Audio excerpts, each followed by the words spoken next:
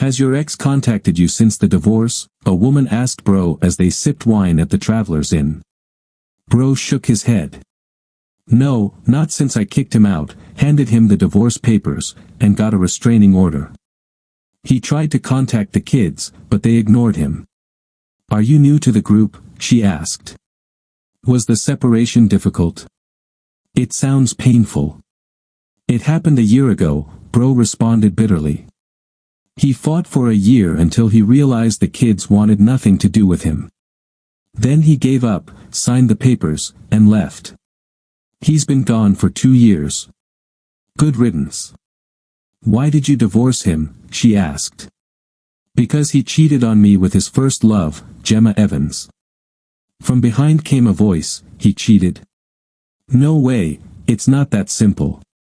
Oh, he cheated. I would remember that, Bro said coldly. Are you playing games again, Bro? Came another voice, harsher this time. Bro snapped back, look who's here. You've got some nerve. Gemma shot back, you started manipulating Jake while we were together. Your lies broke us apart, and now you accuse him of cheating with me. When exactly did this supposedly happen? Gemma asked. 2 years ago, you know that, Bro replied. Oh please, I was in Scotland studying linguistics at that time. I had been away for 3 years, and before that, I was teaching at a high school across the country, Bro insisted. This situation was turning into something ugly. If it wasn't Gemma, then who had Jake cheated with? Gemma continued, you made sure he couldn't stay here anymore. Even his parents were fooled by your tricks. I don't think he was fooled, he was following you. Are those kids really his? Gemma asked aloud.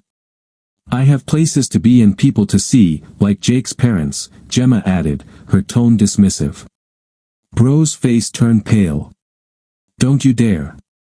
I'll make your life miserable, Bro threatened. Gemma smiled coldly. Life hasn't been kind to you, has it? You need tons of makeup just to look decent. But I have a visit to your in-laws to get to, and I'll set the record straight. Jake didn't cheat, and I'm going to clear his name. Thanks for kicking him out. Soon, he'll be mine. Your threats are ridiculous. I'll be out of this snake pit tomorrow. Now go and suck on some lemons, she said as she walked toward her car.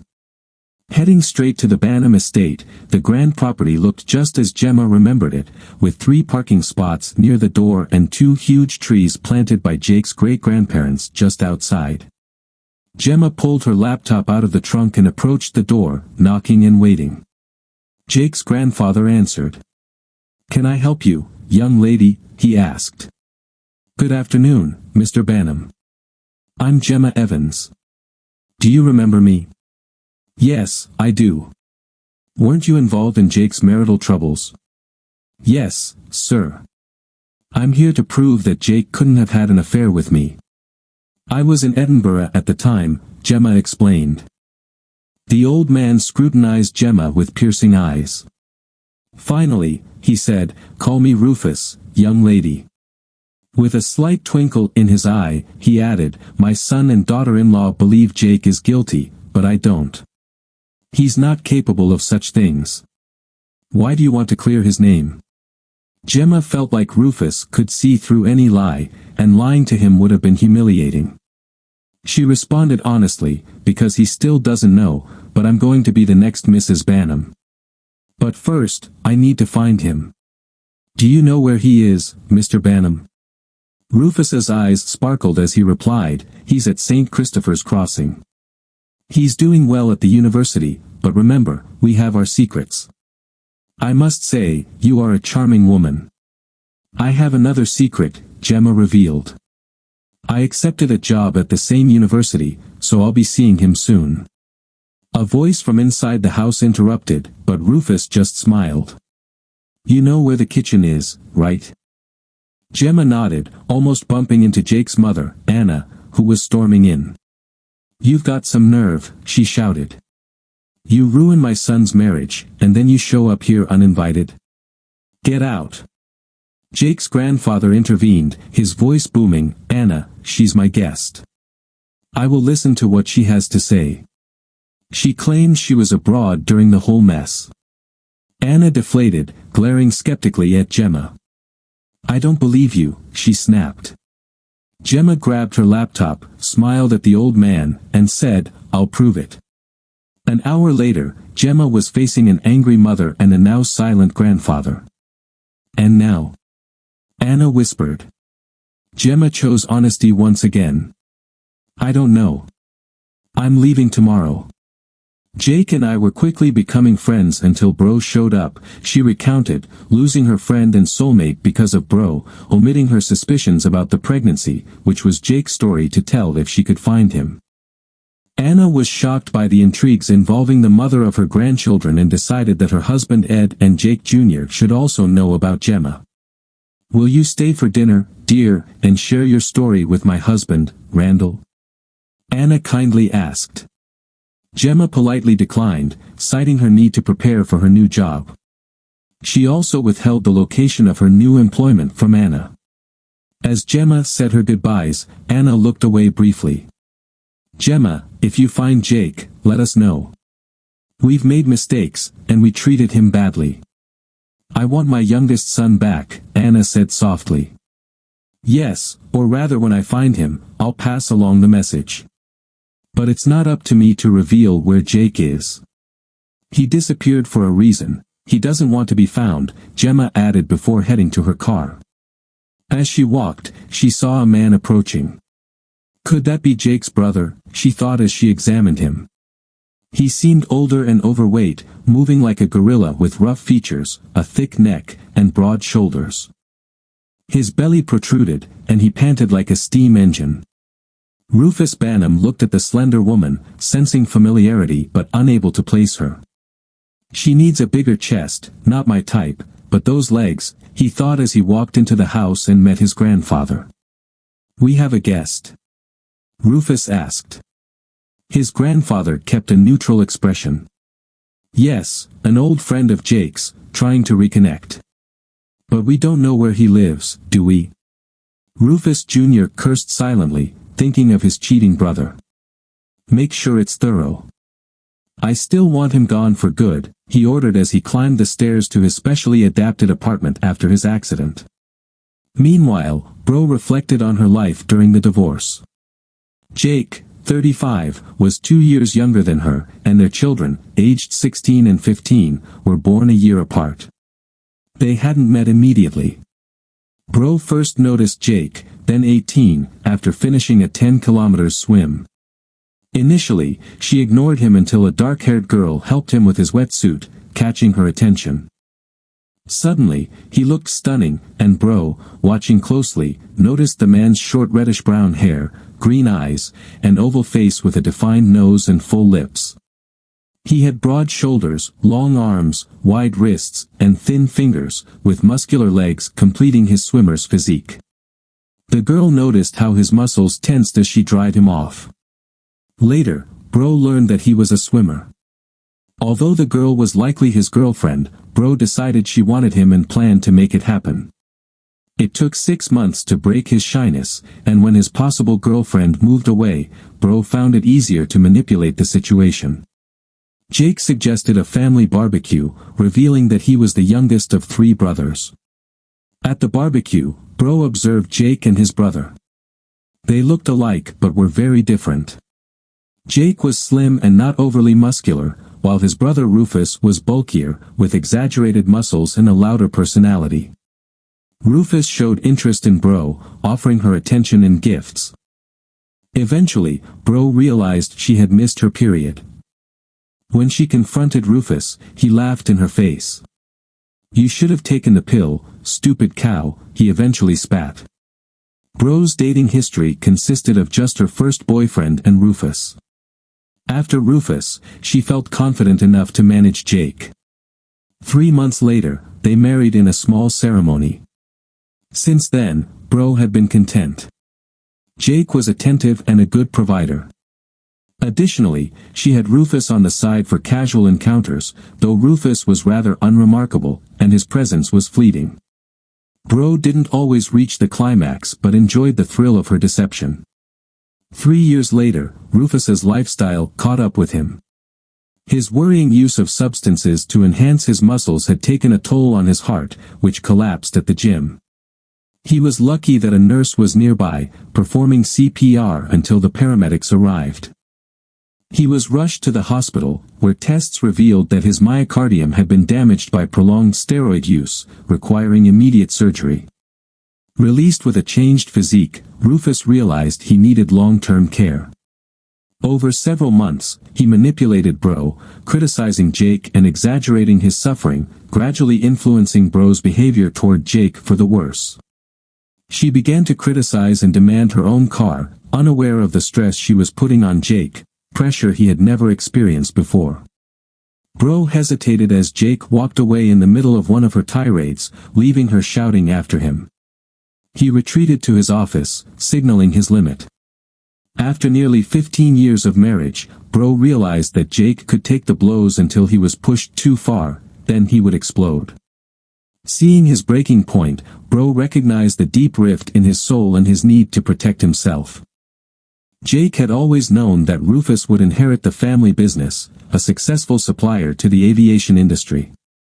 Despite having earned a PhD in aeronautics and a master's in industrial design, his father sidelined him, suspecting Rufus's involvement. Jake focused on his own workload, knowing he had more than enough to handle. When his father fired him over a technicality, Jake had refused to sign a non-compete agreement. He laughed in his father's face, left, kissed his secretary, and sang Tommy by the Who, feeling free. Soon after, a competitor offered him a lucrative position matching his previous salary for fewer hours and better benefits. Anticipating his family's desire to marginalize him, Jake followed his grandfather's advice and started his own company based in Luxembourg, channeling freelance work through this entity, with most of the income stored in offshore accounts. Bro assumed Jake was working extra hours for more money, unaware of his dealings abroad. While Jake prioritized family time, he funneled all his earnings into offshore accounts, intending to continue working independently without interruption. Recognizing the need for balance, he resolved to spend more time with his children and reduce his excessive work hours. The next morning, Jake read the newspaper on his tablet while sipping coffee. Bro walked into the kitchen. "Where were you all night?" "I was waiting for you," she remarked. "For about 5 minutes, then you fell asleep," he replied. "Sarcasm doesn't suit you," she shot back. Bro swallowed her biting response, saying instead, "Say what you really think." Jake expressed his dissatisfaction with Bro's demanding behavior, announcing that he would work fewer hours to spend more time with their children. If she wanted more, she would have to find a job. He warned her about divorce if her behavior continued. As he left for breakfast, she was stunned. She had never seen Jake act like this before. She called Rufus for advice, and he revealed that he had a backup plan to deal with Jake's stubbornness. Jake was at his desk when his secretary announced an unexpected visitor. Surprised, he asked if there were any unrecorded appointments. "No, sir, but she insists it's urgent," came the response. An older woman entered, asking for his identification before handing him 2 sealed envelopes. "You've been served," she said, leaving while expressing her concerns to the employee. Jake felt a strange sense of relief, even though he knew it was bad news. Despite expecting it, he still felt hurt, especially by the restraining order that prevented him from contacting his family and the affidavit alleging a relationship with Gemma Evans. He began taking the necessary legal steps, seeking assistance through a client's recommendation, and securing a small apartment for the immediate future. Back in the present, Bro noticed Olivia and Brian talking quietly. Though their voices were low, she could still hear what they were discussing. It sounded like her son had a problem and wanted to talk to his father about it. Bro intervened. "Why don't you talk to your Uncle Rufus if you have a problem?" Olivia responded mockingly, "What could that sweaty creep have to say that even remotely resembles something reasonable?" Bro was shocked and felt insulted by proxy. She bit her tongue to stop herself from revealing who their real father was. "Hey, he's your uncle, okay?" He's not a bad uncle. He offered me money to show him my chest and said he would reward me generously if I helped him relieve his urges. That's not even the worst of it, her daughter replied with disgust. Bro thought, that's his own daughter, for heaven's sake, and he knows it. If what she's saying is true, God help me. Many secrets came to light that night, and Bro had no choice but to conclude that Rufus was a pervert and a danger to her and her children. The fact that nothing had happened was thanks to the self-esteem Jake had instilled in the kids. Now the serious issue was that she would soon depend on Rufus for income and their lifestyle. The substantial support payments from Jake initially provided stability, but soon Bro faced financial strain and regretted her past choices. In a pleasant exchange, Gemma met Professor Leonard Daltrey, who shared insights about the university in his life. He mentioned temporary housing options and suggested exploring properties in St. Christopher Woods. After settling into the area, Gemma began her search for a permanent home. Accompanied by Nadia Thompson, they stumbled upon a sign advertising land for sale. Below, in smaller letters, it stated that the land already had a building permit. What an amazing location! Gemma exclaimed. I could definitely see myself living here, but who would design a house to fit into this environment, much less build it? Nadia smiled. I know the perfect person. He's an aeronautical engineer and designer, and he's becoming a close friend of ours. He's a bit of a recluse, but when he opens up, he's great company. I'm hosting him for dinner on Friday. You're welcome to meet him if you'd like. I'd love that, Gemma responded cheerfully. Meanwhile, at the Banham residence, Bro's strained voice called out to her grandfather, Rufus Banham Sr., who studied the face of the mother of his great-grandchildren as she sat at his desk. A child born of the wrong man, remarked an astute observer of emotions, noticing her distress. What's bothering you, dear? He asked. Do you know where Jake is? Bro asked uncertainly. I won't confirm or deny that, Rufus replied. Why do you ask? Trouble in paradise? Bro was speechless and almost admitted it, but she caught herself in time. The old man noticed her reaction. It was time to address the issue directly. In a stern tone, he pressed, Rufus has some rather unpleasant traits, wouldn't you agree? Bro hesitated. His reliance on steroids certainly doesn't help, she replied. I'm not sure what you're implying, she added defensively. Rufus Sr. smiled maliciously. Don't try to deceive me, young lady. Despite my age, I'm far from senile. I know those children don't inherit Jake's traits. What? How dare you? Bro exclaimed. Don't underestimate me. I'm willing to bet my entire fortune. What color are your eyes? Blue. And Jake's? Green. And your children's? Brown. Well, there you have it. It's highly unlikely they resemble Jake, considering Rufus and Jake once looked alike. But Rufus has brown eyes, and you spent a considerable amount of time in his company. Bro's world was crumbling. She gripped the back of the chairs until her knuckles turned white, struggling to speak, but the words failed her. The old man's words were unyielding. You're on your own in this. You fell under the influence of the wrong man, allowing him to manipulate you and your children. Now, facing the unexpected consequences, you seek Jake's return. Whether or not I know where he is, I will not help you. As Bro left, Rufus Sr. stood by the window, contemplating the need to write a long letter. Gemma and the Thompson couple had developed a friendship during her stay, but she had never been invited to their home until now. While waiting for the door to open, she nervously scanned her surroundings. When Nathan greeted her, she jumped. Oh, hello. You must be Gemma. I'm Nathan. Everyone calls me Nat, except Nadia when she's upset. Then it's Nathaniel. Come in, he added. Gemma was surprised by the scar on Nathan's handsome face as he escorted her to the kitchen. She noticed his slender build, though he walked with a slight limp. What caused his injury? She wondered. In the kitchen, Gemma received a warm welcome.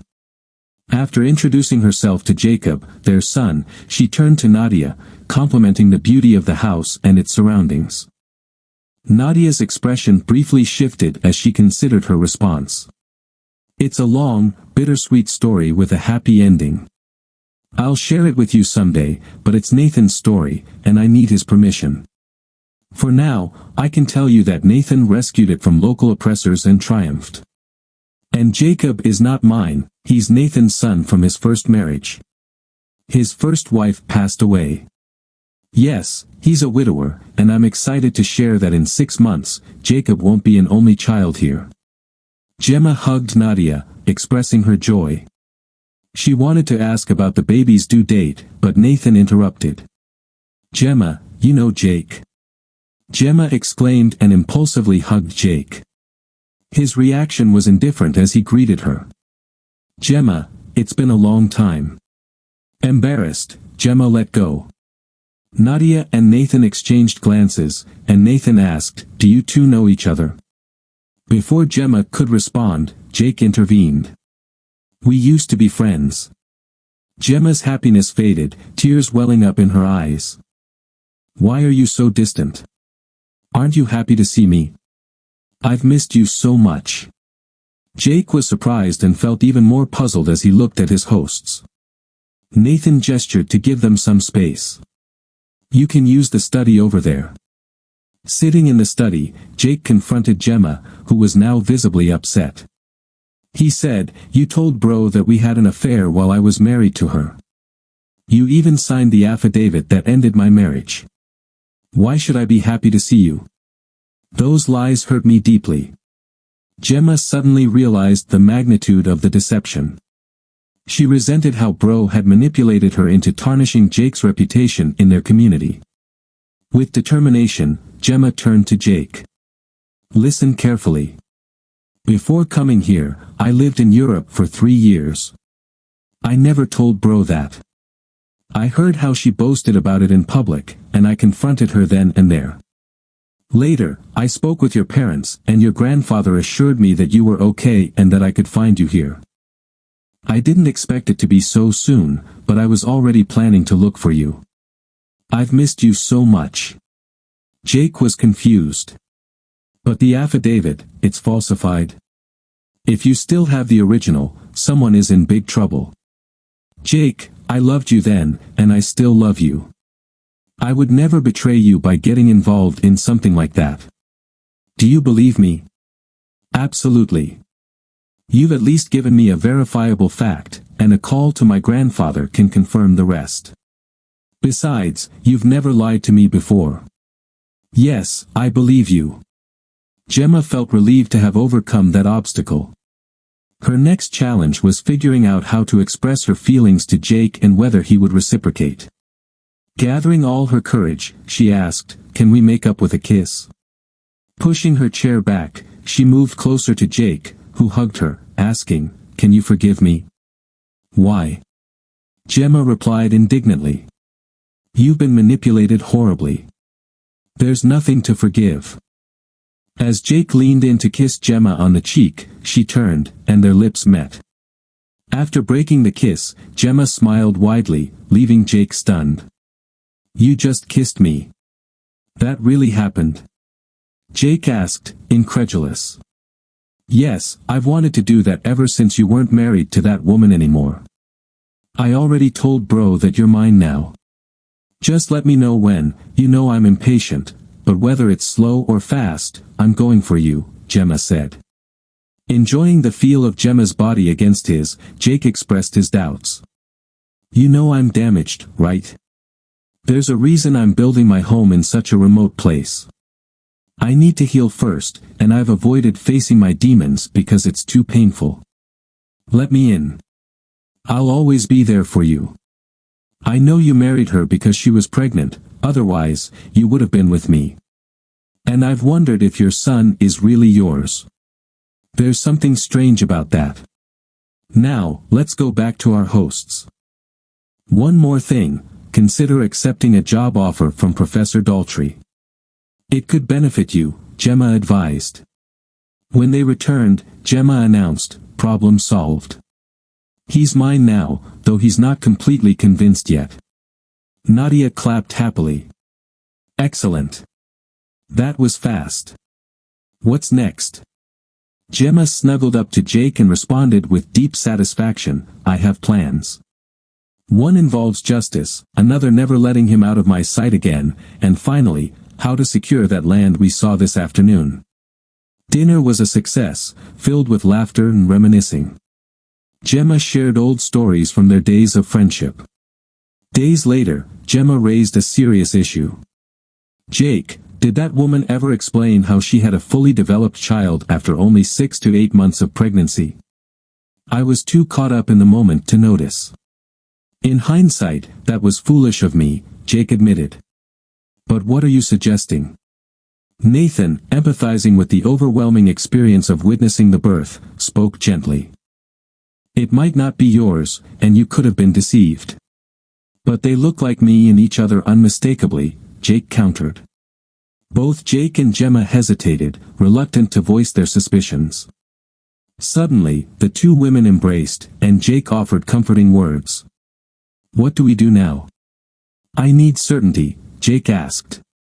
Nadia held his hand and suggested, can you think of anyone who resembles you? Maybe a cousin. Gemma interjected, Rufus? Jake countered, no, they don't get along. Nadia proposed, could they have kept it a secret, knowing he wouldn't suspect? The only way to find out is through a paternity test. We need a top-notch lawyer for this. Donna Marcel is the best. Nathan, could you contact her? Meanwhile, Bro was still struggling, 2 weeks after Jake's grandfather refused to help her find him. She remained stuck, fearing that cutting ties with Rufus and her children would jeopardize her financial support. As she prepared dinner while the kids did their homework, a knock interrupted her thoughts. Looking through the small window, she saw a man and a woman outside. Opening the door, she asked, can I help you? The woman confirmed, are you Mrs. Packett? Mrs. Bro Packett, ex-wife of Mr. Jacob Randall Banham? Yes. What's going on? The man then revealed, I have a court order. We need DNA samples from your children. Failure to comply will result in an arrest. What? Why do you need their DNA? The woman's simple confirmation left Bro reeling. Bro had always held on to the vague hope that her children were the only chance of reconciling with Jake. Besides, the substantial child support payments from Jake had kept her comfortable. If the children weren't his, those payments would disappear, threatening her lifestyle. Meanwhile, at the Van Dam house, another pair of paramedics, accompanied by an officer, arrived. Rufus Sr. watched, fearing that Gemma had found Jake and revealed the truth. Rufus Jr. resisted, resulting in a humiliating arrest. 2 weeks later, Gemma burst into Jake's apartment with the results. Both sat on the couch while Jake read the document, visibly distressed. Jake, what's wrong? You look pale, Gemma asked. I'm not having a heart attack, but it feels like I could be. Both children are Rufus's. They and Bro are going to pay for everything they've done to me, and more. Gemma leaned toward Jake, seeking comfort for them both. Despite feeling consoled by her presence, Jake still hesitated to fully reciprocate. They exchanged gentle hugs and kisses on the cheek, but Gemma's desire burned beneath the surface. Then Jake's gaze softened, revealing his vulnerability. Gemma, please understand, he began. I love you deeply, but I need to sort things out first. I don't want to drag you into this mess, and starting something now might just be a rebound, which wouldn't be fair to you. If you want to leave, I'll understand. Relief washed over Gemma. She knew it was hard for Jake to express such emotions, but his love was clear. Taking a moment to absorb his words, she kissed him softly, pouring her love into the embrace. Jake was surprised, feeling a wave of emotions.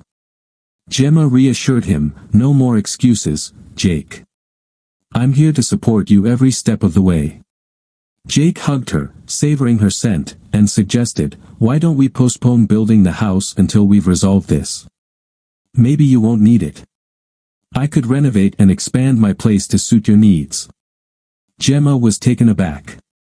"Did you just offer for me to move in with you?" she asked aloud. "Yes, it's an invitation," Jake confirmed. "I'm committed to you, with or without a ceremony, but if you want a ring, I'm willing." "I do want a ring," Gemma affirmed. "A simple gold band, just like yours, and I'll bring the broom when you're ready." Later that week, they met with Donna Marcel, where Jake laid out his plan for revenge. Donna explained that she wasn't the right person for that task but knew someone who was, a colleague experienced in handling such matters. Meanwhile, Bro went about her chores, daring to hope that the silence following the DNA tests meant the ordeal might fade away. She had managed to shield her children from Rufus's direct influence with the support of their grandfather, especially after Rufus Jr.'s arrest, where he had seemed intimidated by Rufus Sr. Suddenly, her peace was shattered by a loud knock at the door. Opening it, she faced Rufus, his face red and body trembling as he held a stack of papers. "What is this?" he roared, waving the documents. "That idiot brother of mine is demanding a fortune from me for raising my kids. He's even seized all my assets." Bro sank into a chair. "Jake's active now. Knowing the truth about the kids, he's preparing for revenge. If he comes after me too, it's over," she murmured, fear overtaking her as her luxurious lifestyle began to crumble. Rufus Jr. continued to rant when another knock echoed at the door. Bro hesitated, but the knocking became more insistent. Gathering her courage, she approached the door and opened it to find a man with round glasses and a mustache, reminiscent of Professor Calculus from Tintin. Behind him stood a woman holding a video camera. "Are you Mrs. Bro Packett?" he asked. Confirming her identity, she was handed an envelope. "You've been served. Have a good day," he said before leaving. With a sinking heart, Bro watched them walk away before retreating inside, consumed by fear and dread. Upon examining the contents of the envelope, Bro faced a series of documents that intensified her anxiety. Among them were the DNA test results, confirming definitively that Jake was not the father, with his brother identified as the biological father of the children. The subsequent documents outlined a formidable array of claims, including repayment of child support with accrued interest, as well as allegations of deception and defamation, the latter coming from Gemma Evans. The relief came in the form of reassurance from Rufus, who promised Bro that the company would cover her legal expenses due to her status as the mother of his children. However, this gesture did little to ease the growing tension, especially as the night wore on. At a subsequent family meeting, Rufus Jr. boldly proclaimed a new romantic fantasy between him and Bro, along with declarations of his intention to take custody of the children after the legal proceedings. Rufus Sr. intervened, advocating for legal counsel for his grandson and advising against any corporate intervention in matters of alleged deception and its consequences, emphasizing the need for individual accountability. Amidst a palpable silence, Jake's father spoke up, advocating for legal action against perceived defamation, invoking the legal power of the company. The heated exchange underscored the complex legal and interpersonal dynamics at play, indicative of the multifaceted challenges ahead. Rufus Sr. countered, affirming the validity of Jake's claims, stating that the children were indeed Rufus's, the result of his ongoing affair with Bro. He emphasized Jake's right to legal recourse given the DNA evidence. He also pointed out the company policy violations stemming from Rufus Jr.'s indiscretions, indicating that legal action would serve to uphold corporate regulations rather than fuel Rufus Jr.'s ego. In a fit of rage, Rufus Jr. stormed out, visibly shaken. Rufus Sr., recognizing his younger son's broken demeanor, followed, offering a warning laced with venomous intent. Despite the confrontation, Rufus Jr. defiantly asserted his own power and alliances, challenging any attempts to thwart him. Returning to his apartment, Rufus Sr. reflected on the situation, then made a decisive move, reaching for the phone to contact St. Christopher's University. During breakfast, Rufus Sr. faced pressure from his children to use the company's legal advisors in the battle against Jake. Despite realizing the costly nature of the legal dispute and the strategy to prolong it, Rufus Sr. stood firm, warning against any misuse of company resources. Later, Rufus Sr. called Professor Daltrey, seeking a favor involving two individuals. Reflecting on past support, he offered to return the favor by attempting to recruit two employees, H. Vanham and Gemma Evans. "I understand your grandson, but Ms. Evans?" Professor Daltrey asked. "Leon told me he heard rumors about Jake's marriage and wanted to clear things up since he's divorced." "It seems they've already reconnected," Rufus Sr. confirmed. "When can we meet?" "I'll arrange his availability. It's a 2-hour trip, but I can leave in half an hour. Your presence would be appreciated." "I'll make it happen," Rufus replied. "You seem eager," Daltrey remarked. "Yes," Rufus said simply. "See you soon." Later that day, Daltrey was surprised by Rufus Sr.'s appearance. Though frail, his voice was firm, and his eyes still sparkled. Before inviting Jake and Gemma into his office, the older man had a tense discussion with Leon. Jake, Gemma, and Rufus Sr. sat down. The reunion between Jake and his grandfather was both sorrowful for the time lost and joyful for their embrace. Rufus Sr. wasted no time.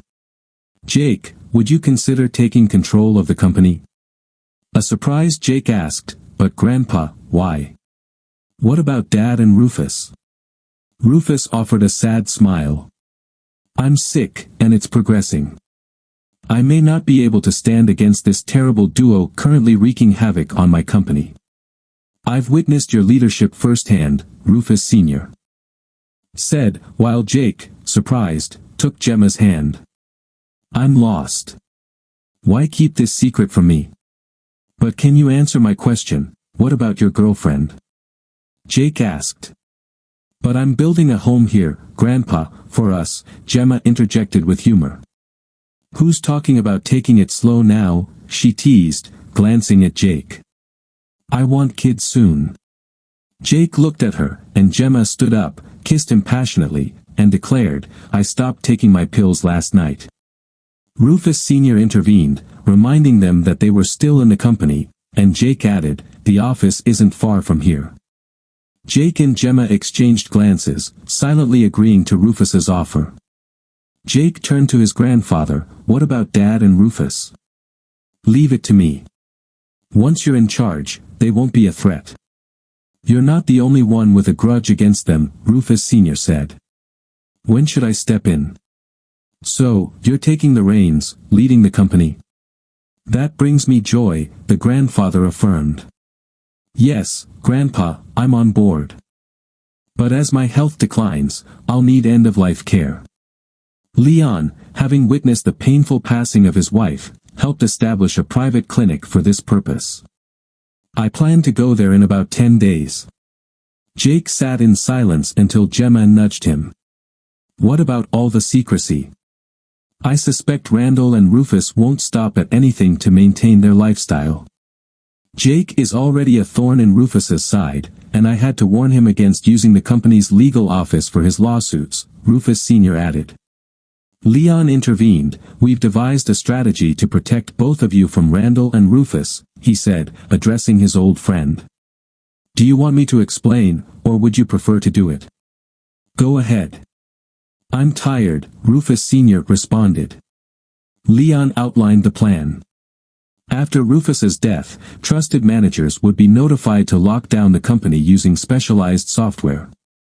Employees would be sent home with full pay for the duration. Everything was accounted for. Jake and Gemma were stunned by the scale of the situation. Jake asked about his role, and his grandfather assured him they'd be informed once the will was revealed, pointing to Jake's takeover of the company. Rufus Sr. assured Jake that Randall and Rufus were already being dealt with, promising to explain everything in a letter and advising Jake to stay unaware for now. "Can I visit you at the clinic, Grandpa?" Jake asked emotionally. "No, son. I prefer solitude for what's to come." Just promise to take care of your mother, Rufus Sr. responded with tearful farewells. Jake and Gemma left. Back at Jake's apartment, they processed the news. Jake sighed. I'm going to miss him more than my own father. Gemma could only offer comfort with a hug and a kiss. 2 weeks later, eager to finalize his home in the woods, Jake concluded discussions with a contractor recommended by Nathan. Opting to stay, he expanded the house into a modern dwelling with geothermal heating and renewable energy sources. Sitting outside his house, contemplating the troubling news, Jake found partial solace in Gemma's arrival, though a sense of loss still lingered. The next day, accompanied by Gemma, Jake attended the reading of the will. A black sedan followed them, leading Jake to stop at a shopping mall parking lot.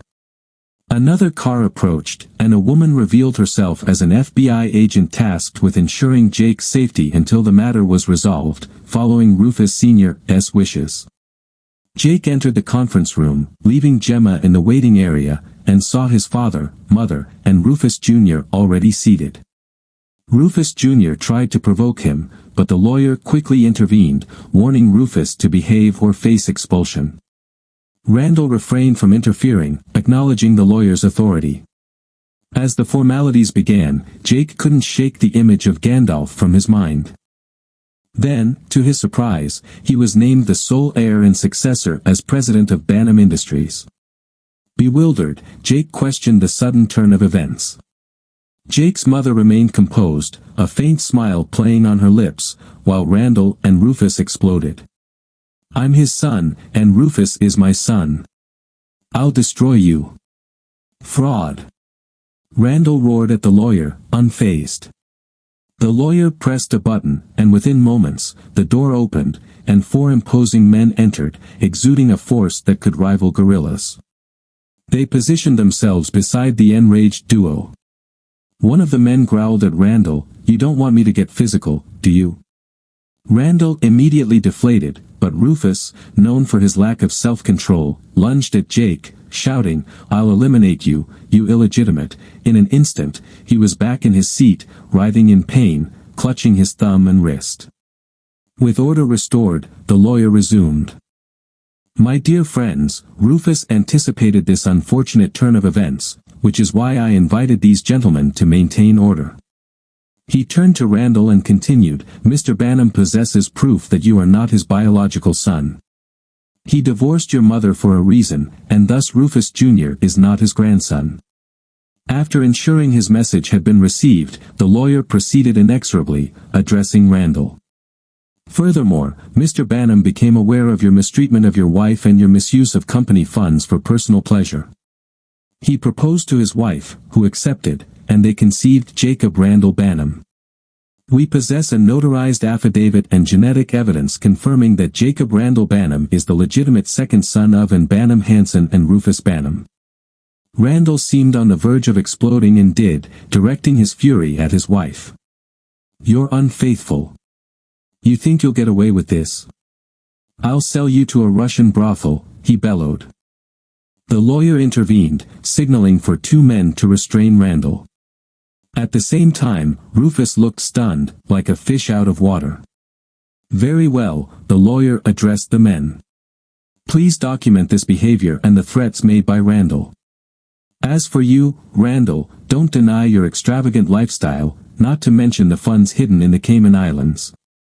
Furthermore, you've illegally sold sensitive technology to rogue nations and competitors. Various government agencies, including the IRS and the FBI, are eager to discuss this matter with both of you. Whether you like it or not, you will cooperate with their investigation. He turned to the 4 men restraining Randall and Rufus and instructed, please escort these gentlemen outside and hand them over to the authorities. Meanwhile, Bro waited outside, watching as Jake arrived with a woman named Gemma. Witnessing Gemma keeping her promise and Jake's grateful embrace, Bro felt a sense of relief. However, her relief turned to dread half an hour later when she saw Rufus and his father being escorted out, their identities verified, and then driven away separately. What's going on? Bro wondered, her mind filling with panic. Moments later, she approached one of the men who was accompanying the father and son and handing them over to the police.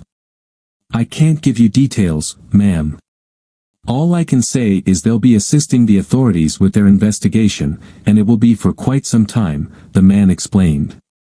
Another added, "Looks like they're wanted for fraud, embezzlement, industrial espionage, and transferring classified technology to sanctioned countries. I doubt we'll be seeing them for the next 20 years. Who's going to take control of Banham's business once they're gone?" Bro asked, feeling the pit in her stomach deepen. "The other guy, the one who came in with that informant," came the reply. Suddenly, Bro felt disconnected from reality. Though she hadn't witnessed the events in the office, it was clear that Jake had emerged victorious. The promises of a luxurious lifestyle and protection against Jake's lawsuit that Rufus had assured her of had now evaporated. Depressed, Bro went to the unlocked car, finding the key in the center console.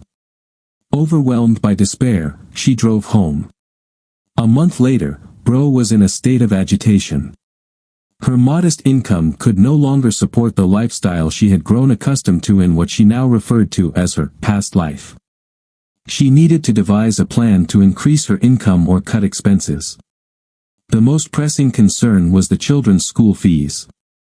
She believed the only solution was to persuade Jake to take responsibility for the children, which meant she'd have to pull him away from that woman once again.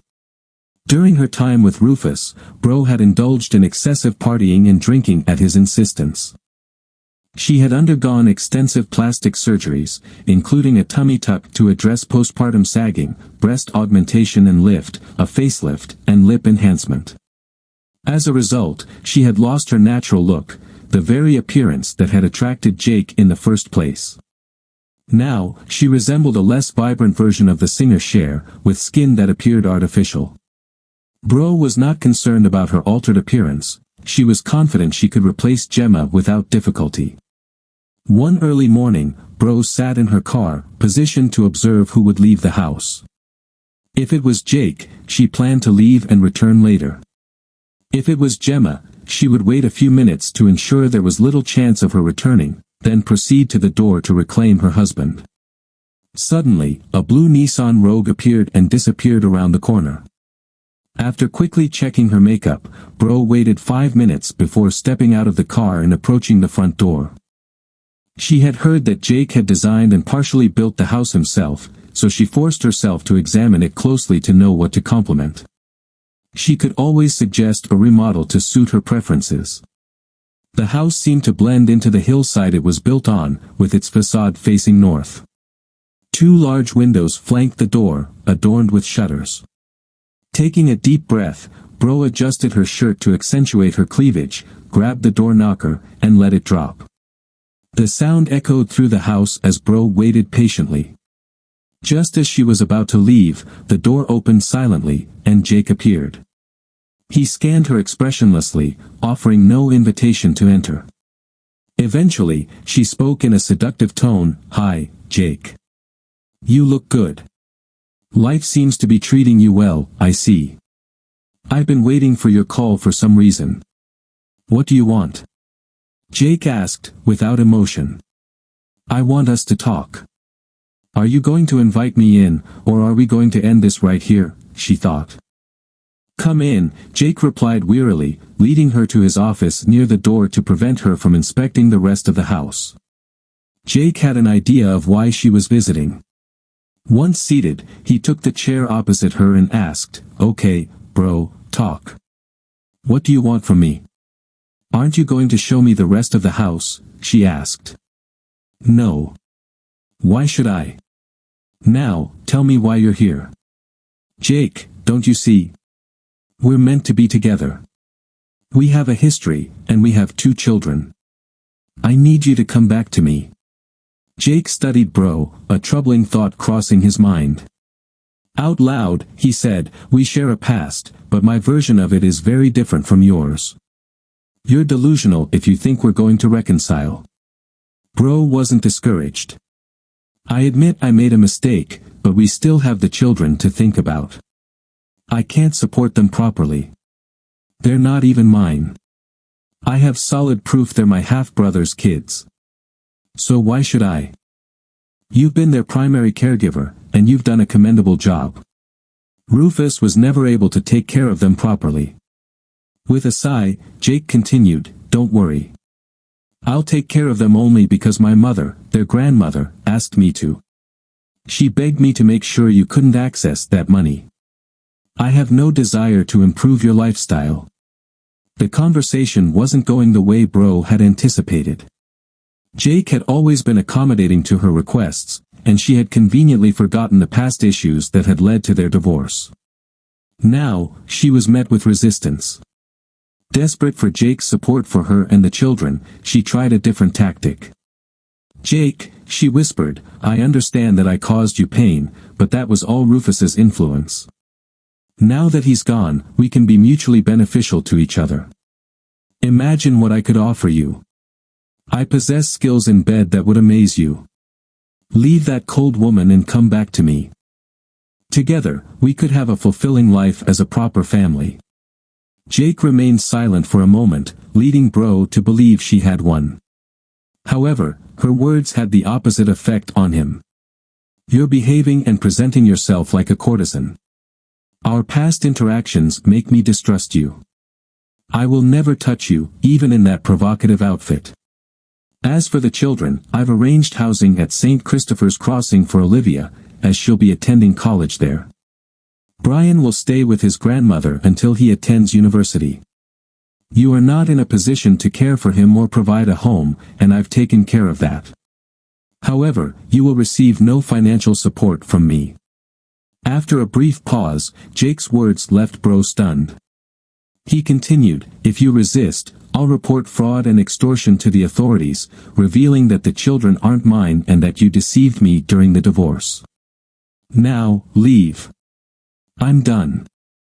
As Jake fell silent, the door opened, and Gemma appeared. Jake invited her in, motioning for Bro to leave. A glowing Gemma entered the room, her prominent pregnant belly impossible to miss. She approached Jake excitedly and planted a kiss on his cheek, whispering discreetly to ensure Bro couldn't hear, my suspicions were correct, it's twins. Jake's smile widened. Bro could no longer contain herself. You're expecting? She exclaimed, realizing her plans with Jake had gone awry. Gemma and Jake exchanged a glance, and Jake nodded subtly. Turning to Bro, Gemma confirmed, yes, I'm pregnant. I'm going to bless Jake with the children he's long deserved. Now that you're leaving, we're going to make plans to renovate the children's room. A realization struck Bro, the children, she asked. With an illuminated smile, Gemma replied, yes, I'm carrying twins. I'm 3 months along. I started to suspect and my belly began to swell unusually early. The first ultrasound didn't reveal both fetuses because one was hidden behind the other. The latest scan confirmed 2 babies. She kissed Jake passionately and whispered, babies.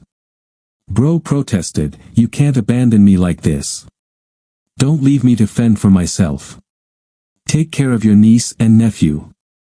Jake decided it was time to drop all pretenses of politeness and responded in a tone familiar to Bro but new to Gemma, I don't know the connection between Olivia, Brian, and me. You tell me. Remember, Randall wasn't Rufus Sr.'s biological son, and neither am I, even though we share the same mother. Since Randall and Rufus Jr. were arrested, Bro has had no contact with them. Anna has distanced herself and doesn't want anything to do with her. Bro realized she was truly alone. Without a decent job, she lived in a dilapidated apartment, selling her belongings one by one. She hung her head and barely registered Jake's next words. If it were up to me, I'd leave you to fend for yourself, but my mother and Gemma believe abandoning you completely would leave you a broken mess. I'm fine with that, but they fear that taking care of you could be a burden for them. So, I've arranged a job for you. It's simple physical labor that will cover your rent and basic needs. Despite applying for multiple jobs, Bro had faced constant rejections. She would need to search for work elsewhere, possibly far away, risking losing contact with her children entirely. Jake handed her a card with contact information, and Gemma added, "This is your only chance to stay connected to the children. It's the only job available to you once the legal proceedings conclude. If you don't take this opportunity, we'll wash our hands of you and won't pursue custody of your children. They've come to understand the truth about what you did to the man they thought was their father." Gemma signaled to Bro that it was time to leave. Standing at the door, she confronted Bro, saying, "In the end, I've won. I have Jake, and soon I'll have his children. Your selfishness destroyed Jake, and you bet on the wrong man for a life of illusory luxury. I have the finest man, and you're left with nothing." Gemma fixed Bro with a severe look and continued, "Let me warn you, if you try anything with Jake, I'll step in.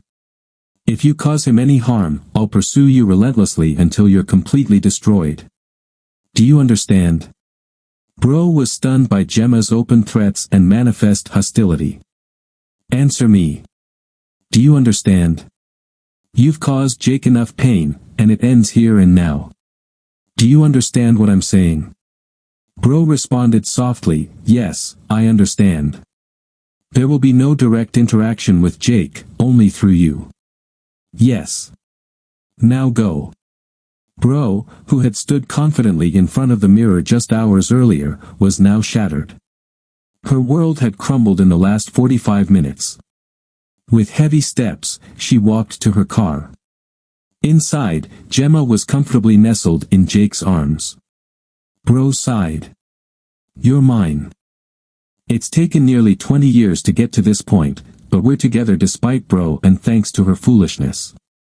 After a moment, she stood up, pulling Jake along. "We need to practice," she teased. "Practice for what?" Jake inquired.